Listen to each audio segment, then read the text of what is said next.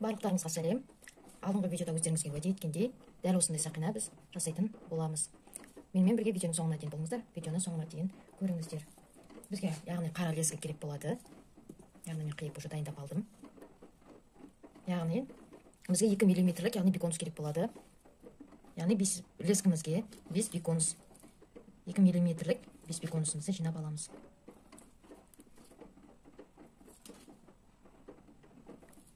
Жинадық. Және екі лескімізді бірдей қылып, дәл соған осы ақ беконусымызды хрусталімізді кигіземіз. Оны артқа қарай қайырып, екі жанындағы беконусқа лескімізді кигіземіз.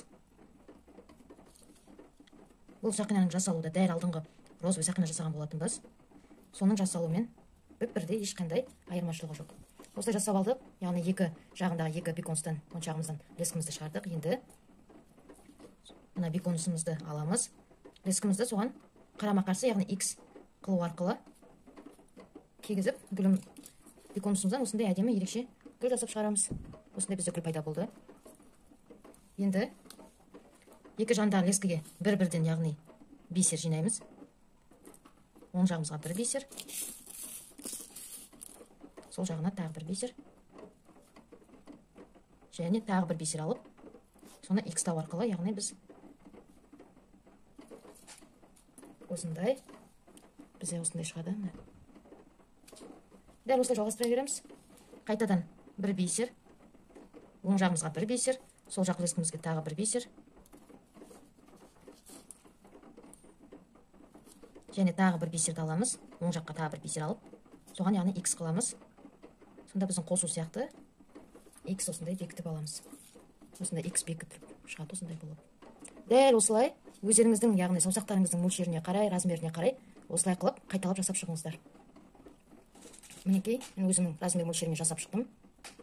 Енді екі жағына тағы да бір бисерден кигіземіз. Кигізіп алдым. Және мына гүліміздің алғашқы мына ортасына лескімізді X тау арқылы қарама қарсы өткіземіз.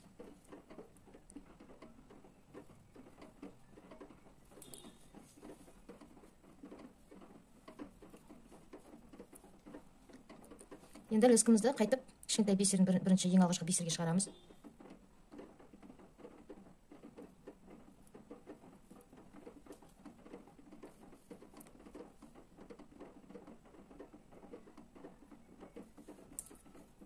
Және қаттырақ тартқандарыңыз жақсы болады. Өйткені өзінің формасын ұстап тұратын болады. Енді лескімізге бір бисер аламыз. Оны мына келесі, яғни ортасы ашық тұр, өзі көрініп тұр. Осының ортасын біз бір бисермен толтырамыз.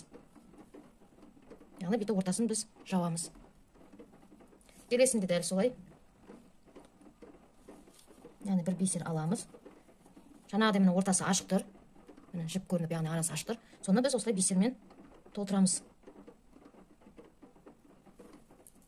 Мінекей, арасын жаптық. Дәл солай. Қайтып бисерімізді аламыз. Арасы ашық тұрған ортасын бисермен толтырамыз.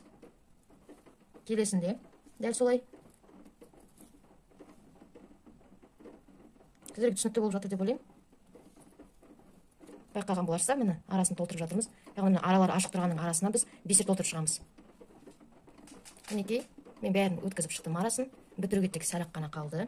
Енді соңына келдік. Өткізіп шықтық.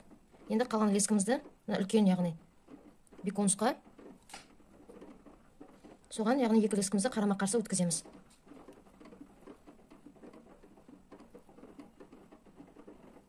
Өткіздік. Енді мына екі лескімізді, мына екі бисердіге өткіземіз.